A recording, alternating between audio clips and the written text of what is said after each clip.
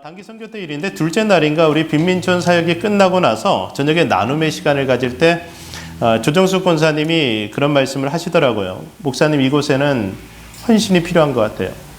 그래서 제가 대답했어요. 그러니까 제가 신발 2컬레 가져오라고 했잖아요. 헌신은 거기다 버리고 와야 되거든요.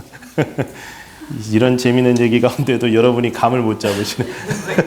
그러니까 단기 선교 가면요, 여러 벌의 옷과 또 2컬레의 신발이 필요합니다. 그러니까 쓰레기 매립장에서 사역하고 나면요, 온몸에 땀에 젖는 건 당연한 거고, 그리고 신발이 더러워져요. 근데 그걸 우리가 씻어서 가져오기는 참 어려울 만큼 더러워집니다. 그래서 헌신을 하나 더 가져가는 거예요. 그래서 헌신을 거기에서 버리고 오는 겁니다. 근데 그냥 버리지 않고 선교사님이 가져가셔서 그거 깨끗이 세탁하셔서 그곳 사람들이 신겠다고 합니다.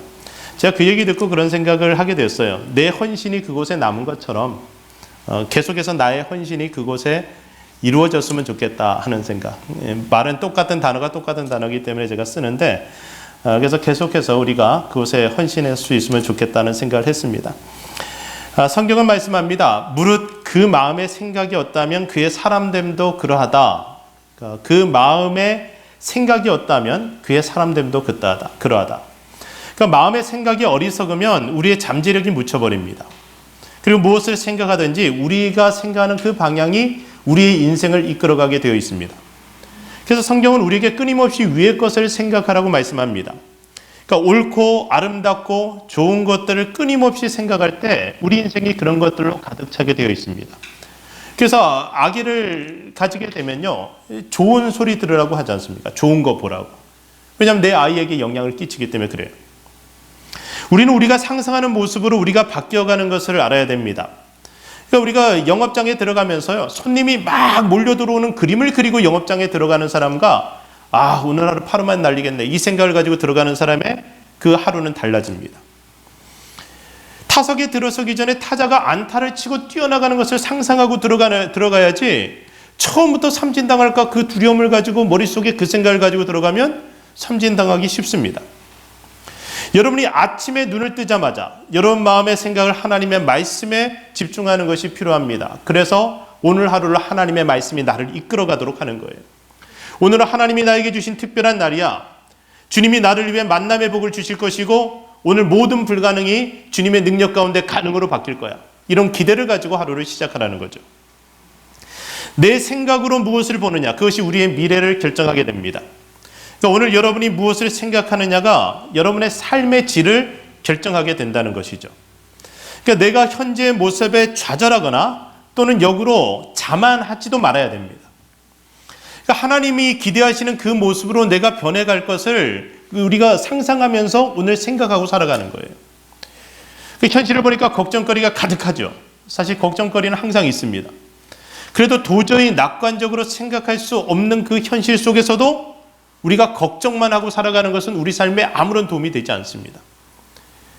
네, 마크 트웨인이라는 사람이 그런 말을 했습니다. 살면서 아주 안 좋은 걱정을 많이 했는데 그 중에 실제로 일어난 일은 별로 없다. 아주 안 좋은 일을 많이 걱정했는데, 어떤 분들은 평생 살면서요, 지구 종말의 날을 걱정하는 분들이 있어요.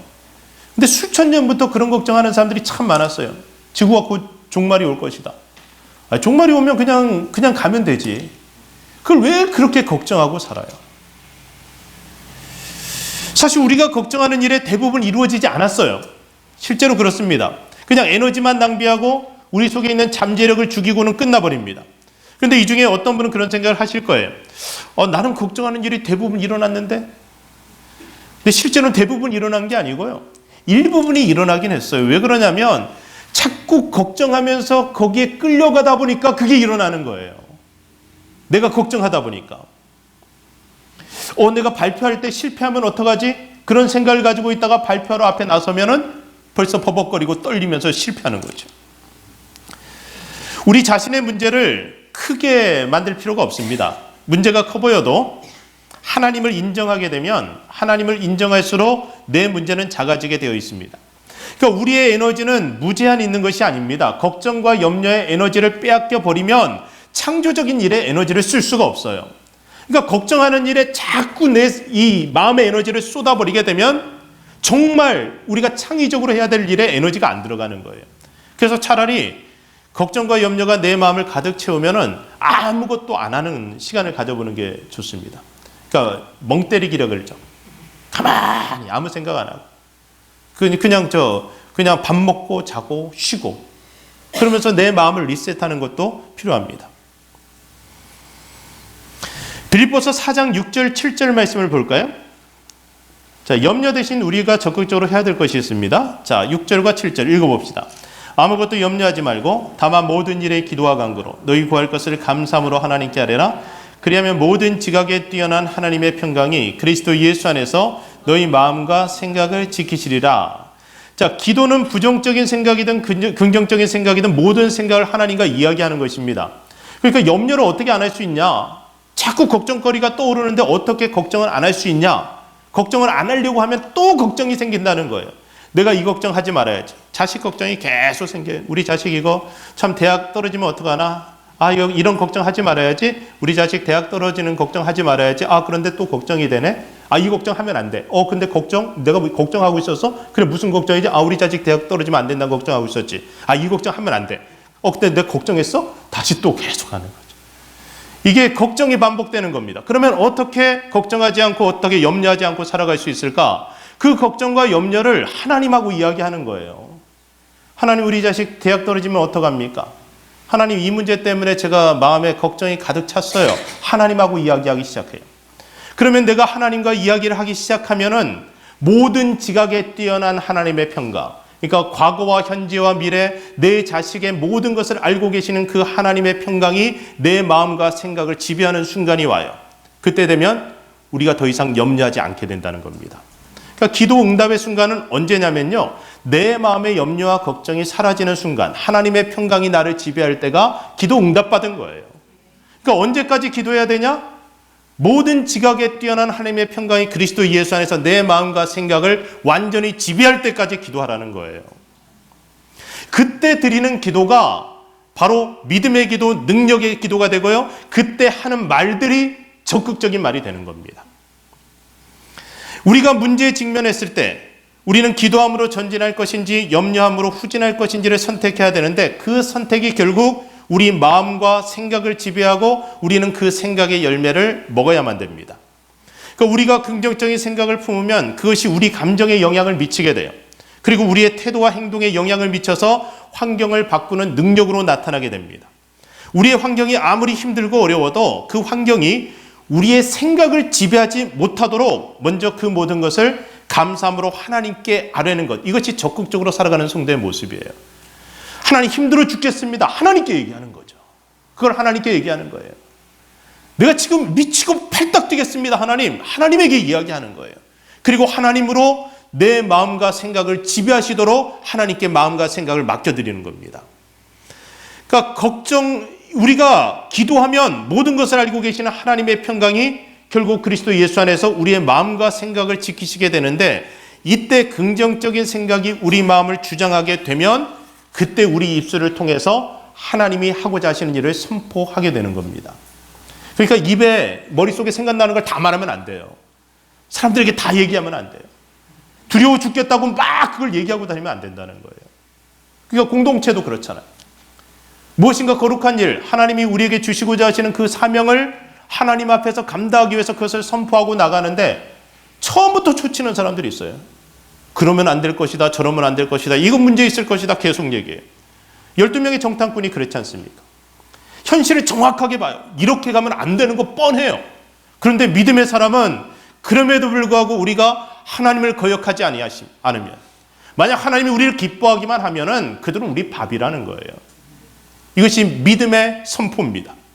하나님으로 내 생각을 지배하게 할 때 그런 사람의 입술을 통해서 나오는 말이라는 거죠. 우리 머릿속 생각에서 이미 싸움의 승패가 결정납니다. 사단은 우리의 생각을 지배하기 위해서 굉장히 다양한 전술을 사용하는데요, 내 생각이 사탄에게 끌려가지 않으려면 적극적으로 우리가 생각해야 됩니다. 적극적으로 생각해야 돼요. 빌립보서 4장 6절 7절에 이어지는 8절 말씀이 있습니다. 자, 읽어볼까요? 8절 말씀 시작.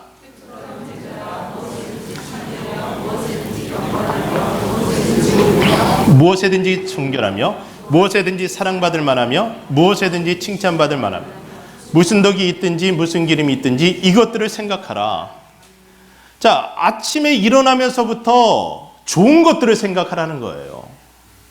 그러니까 일어나면 찬양부터 들어요. 성경 말씀부터 읽는 겁니다. 그리고 하나님 앞에 기도하면서 내 생각의 기어를 드라이브로 놓고 출근하는 거예요. 그렇게 시작해야죠.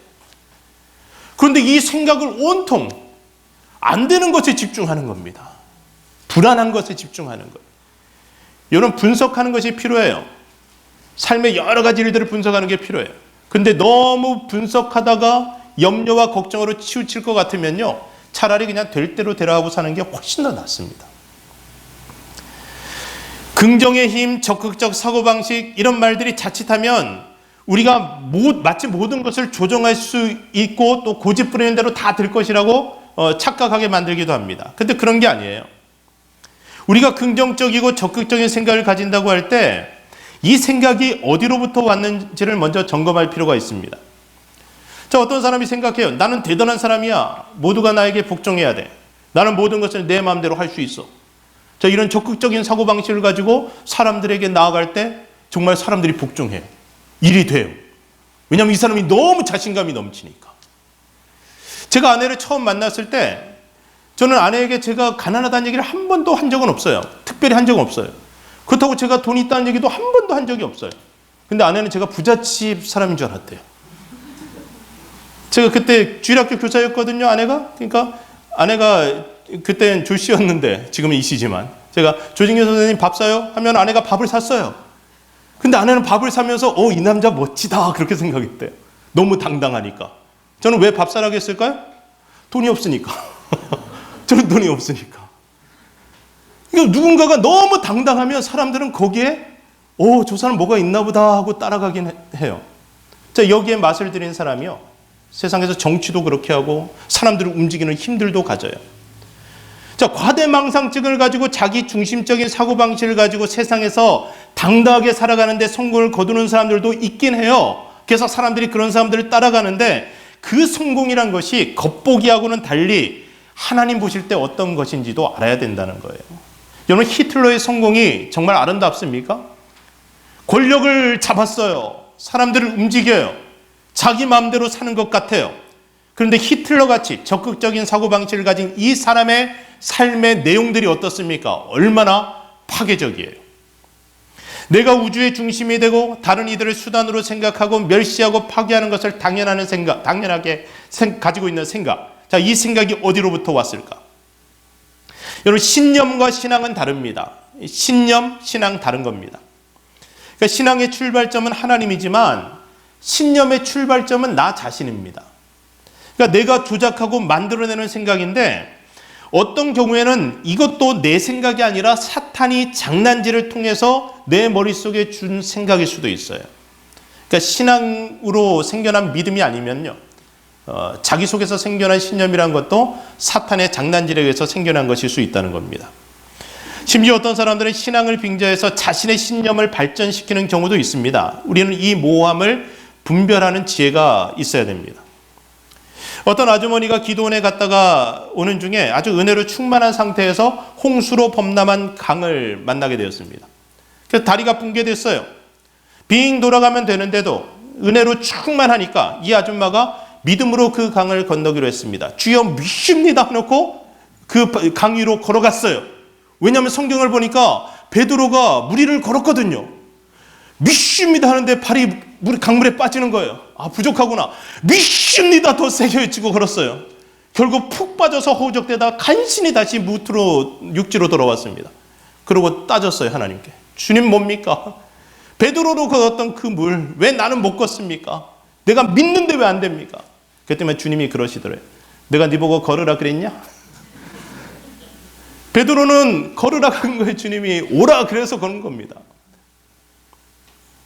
일반적인 성경 말씀이 내게 주시는 하나님의 말씀으로 컨펌되어지기 전까지는 그것은 나에게 주어진 하나님 말씀이 아닙니다. 성경에서 일어나는 수많은 기적의 이야기도요, 오늘 내가 그것을 읽으면서 내가 하나님 앞에 기도하는 가운데 모든 지각에 뛰어난 하나님의 평강이 내 마음과 생각을 지키셔서 이건 내가 너에게 하는 말이다 하기 전까지는 그건 하나님 말씀이 아니라는 거죠. 사탄이 예수님을 시험할 때도 성경 말씀을 가지고 장난친 것을 기억해야 됩니다. 그래서 성경을 읽고 묵상하고 적용하는 것에도 분별이 필요한 이유입니다. 하나님이 내게 말씀하셨어요 하고 막 얘기하는 사람들 중에 이렇게 자기 생각이 얼마나 많은지 몰라요.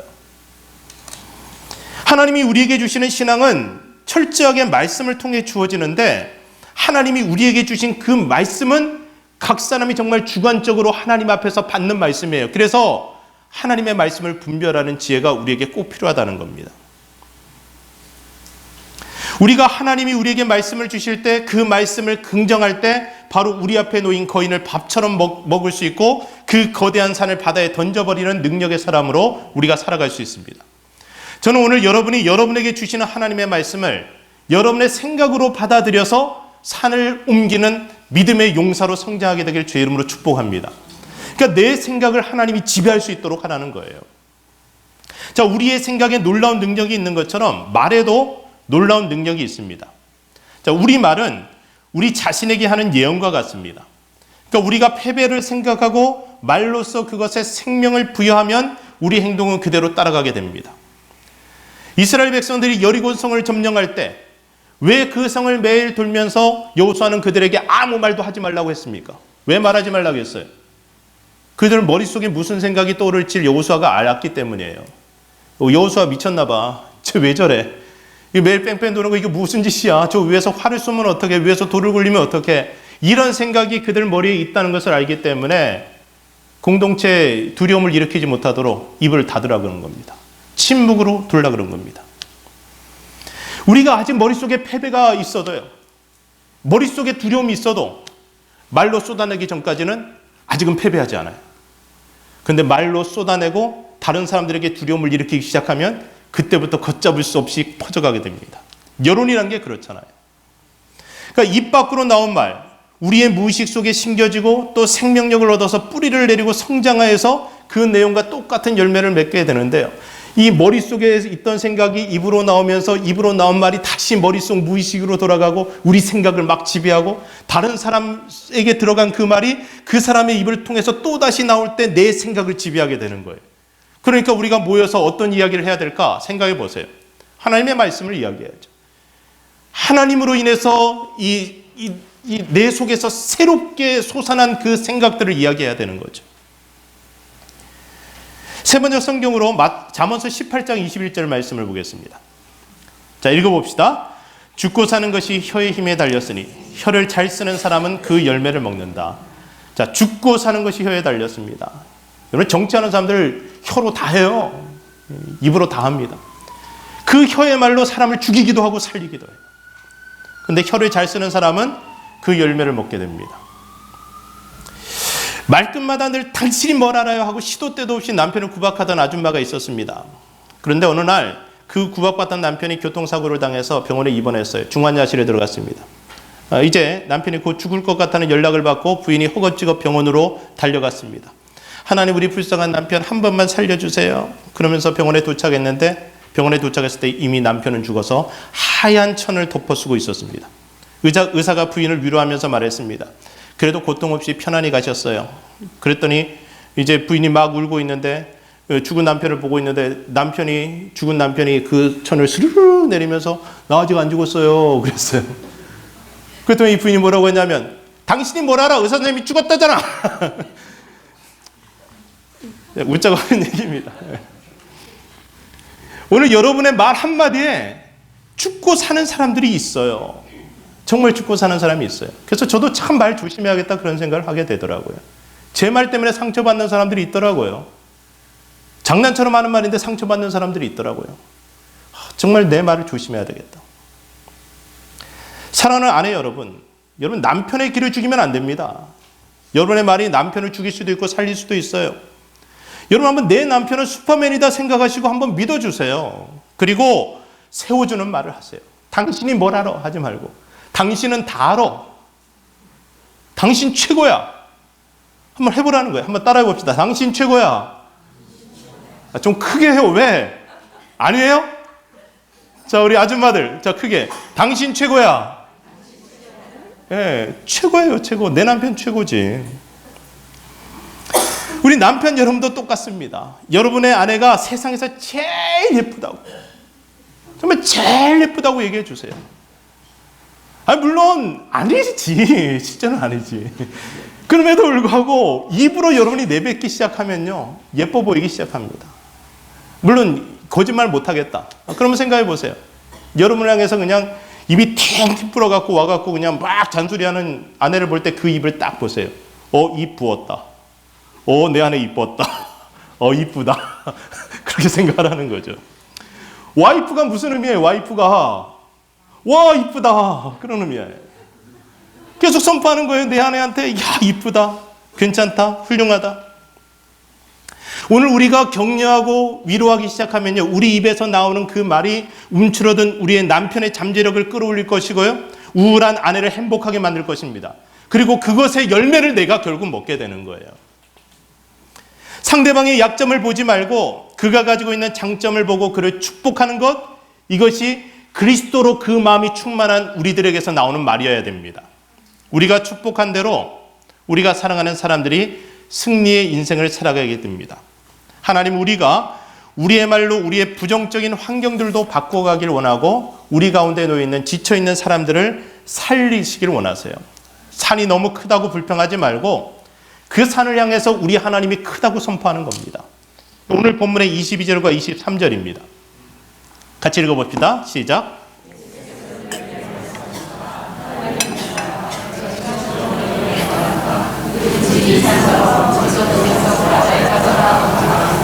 마음에 의심하지 않고 말한 대로 될 것을 믿으면 그대로 이루어질 것이다. 자, 우리의 산이 아무리 크다고 해도 광대하신 하나님에 비하면 아무것도 아닙니다. 여러분의 문제 큰 거 아니에요. 크신 하나님이 더 큽니다. 그러니까 우리의 산이 무엇입니까? 치료가 불가능하다고 하는 그 질병입니까? 휘청거리는 사업입니까? 이리저리 뒤엉킨 인간관계입니까? 그거 커 보이죠. 근데 그 산을 향해서 우리가 담대하게 선포하는 겁니다. 번쩍 들려 바다에 던져라. 번쩍 들려 바다에 던져라. 그 문제를 향해서 내가 하나님이 주신 믿음을 가지고 선포하는 거예요. 난공불락의 여리고성을 돌던 이스라엘 사람들이 그것이 무너질 것을 상상하면서 큰 소리로 외치는 순간 그 성벽이 무너져 내렸습니다. 골리앗을 앞에 둔 다윗이 그를 향해서 오늘 여호와께서 너를 내 손에 넘기실 것이다. 내가 너를 쳐서 내 목을 베고 블레셋 군대의 시체를 오늘 공중의 새와 땅의 들짐승에게 주어서 온 땅으로 이스라엘의 하나님이 계신 줄 알게 하리라 선포하고 나아갈 때 거대한 산과 같았던 골리앗이 목동 다윗 앞에서 무너져 내립니다. 정치인들이 헛품을 떨어요. 막 우리는 반드시 이길 것이다. 국민들의 명령이다. 뭐 어쩌고 저쩌고. 저 그런 자신감 어디서 생겨나는지 모르겠어요. 그런데 이 출처는 제각기이지만 그러나 우리가 지금 선포하는 이 메시지의 출처는 분명합니다. 하나님이 우리에게 주신 거잖아요. 오늘 우리가 선포하는 이 말, 세상 사람들의 허풍과는 다른 것입니다. 우리 속에 생겨난 이 확신이 하나님을 보고 나를 볼 때, 하나님을 보고 저 산을 볼 때 생겨난 믿음입니다. 하나님은 우리가 능히 이 일 해낼 줄을 믿고 계시기 때문에 그분의 믿음을 나의 믿음으로 삼아서 오늘 세상을 향해 선포하는 거예요. 여러분, 누군가가 나를 믿어줘도 힘이 되는데 하나님이 나를 믿는다는 거예요. 하나님이 나를 믿으시니까 나를 이 세상에 보내시고 우리에게 사명의 자리로 보내신 거예요. 여러분, 지금 여러분 앞에 놓여있는 그 문제, 여러분이 감당해낼 수 있는 능력을 하나님이 이미 여러분 속에 주셨어요. 태어나면서부터 내 속에 그 잠재력이 있어요. 근데 어떤 사람은 그 잠재력을 풀로 끌어올려서 살아가는 사람이 있고 어떤 사람은 그게 안 되는 사람이 있는 거죠. 우리 생각이 영향을 받아서 그래요. 자기 뇌를 5% 이상 쓰는 사람이 없다잖아요. 그 하나님이 아무리 모자란 사람도요, 그 뇌의 능력을 한 10% 쓰게 한다면 어떤 일이 벌어질까요? 엄청난 일이 벌어집니다. 우리가 하나님의 자녀임을 기억해야 됩니다. 그래서 우리 입술의 말에는 권세가 있습니다. 오늘 우리가 되리라고 선포하는 것들이 되어지는 기적들이 나타나는 거예요. 하나님이 우리에게 주시겠다는 축복을 내 것이라고 먼저 선포해야 됩니다. 가데스 바네아에서 가나안을 정탐했던 12명 정탐꾼 중에 믿음의 보고를 했던 두 사람이 있습니다. 여호수아와 갈렙이죠. 결국 그들만이 가나안 땅에 들어갔습니다. 결국 가나안 땅에 들어간 갈렙이 가나안 땅 중에서도 가장 강력한 성읍 헤브론 땅을 두고 총사령관이었던 여호수아에게 요청했던 말이 있습니다. 여호수아 14장 12절 말씀, 우리 같이 읽어보겠습니다. 그날에 여호와께서 그 말씀하신 이 산지를 지금 내게 주소서. 당신도 그날에 들으셨거니와 그곳에는 아낙 사람이 있고 그 성읍들은 크고 견고할지라도 여호와께서 나와 함께 하시면 내가 여호와께서 말씀하신 대로 그들을. 이것이 가장 크고 견고한 성읍 앞에 선 가장 대단한 군인들 앞에 서 있었던 85세 노인 갈렙의 말입니다. 인생이 몇 살부터라고요? 몇 살부터입니까? 85세. 갈렙이 85세 때 이렇게 선포하고요. 그 선봉장으로 나가서 그 헤브론을 점령했습니다. 내 속에서 일어난 생각을 말하는 것이 아니에요. 하나님이 이전에 내게 주신 그 생각, 그 말씀을 계속해서 생각으로 품고 있는 겁니다.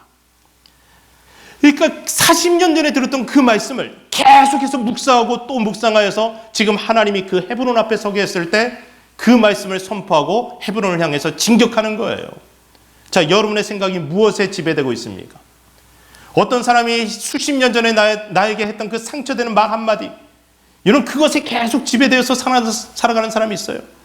너는 싹수가 노랗다고, 너는 안 될 놈이라고 계속 그 상처받은 얘기하면서 내가 그때 얼마나 상처받았는지 아세요? 그러면서 그 상처 준 사람은 기억도 못해요. 그거 기억도 못해.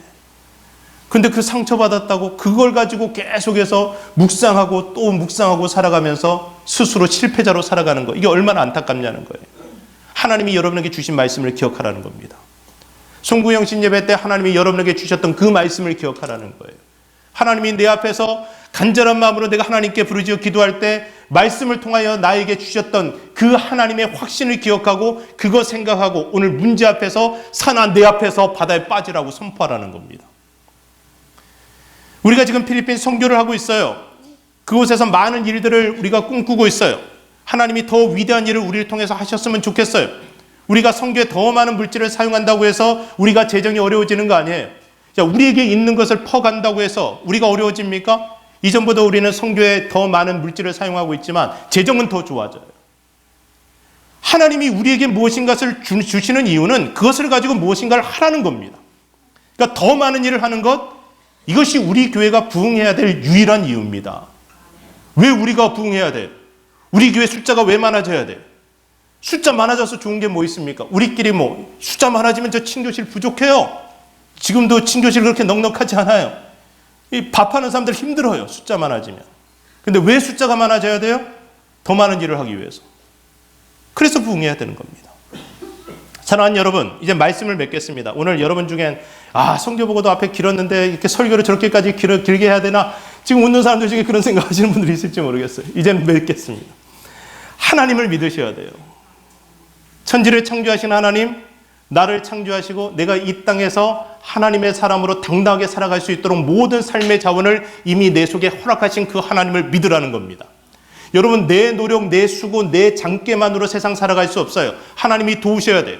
사람들을 붙여셔야 되고, 그리고 환경을 열어주셔야 되고, 그리고 하나님이 내 속에 숨겨진 그 잠재력을 끌어올려 주셔야 되는데, 그래서 꼭 필요한 게 뭐냐면 우리가 하나님을 믿는 겁니다. 내가 믿느냐 물으실 때 주님 믿습니다 선포하고 하나님 앞에 담대하게 나아갈 수 있도록 오늘 우리 생각, 우리 말을 점검하라는 겁니다. 생각과 말에 힘이 있습니다. 산하 번쩍 들려서 바다에 빠져라 외칠 수 있는 사람이 될 수 있도록 오늘 하나님 앞에서 여러분의 생각을 다시 한번 점검하면서 염려와 걱정거리는 하나님 앞에 맡겨드리고 쏟아내고 기도하는 가운데 하나님이 주신 생각으로 여러분의 믿음이 좀 더 견고해져서 나아갈 수 있기를 주의 이름으로 축원합니다. 기도하겠습니다.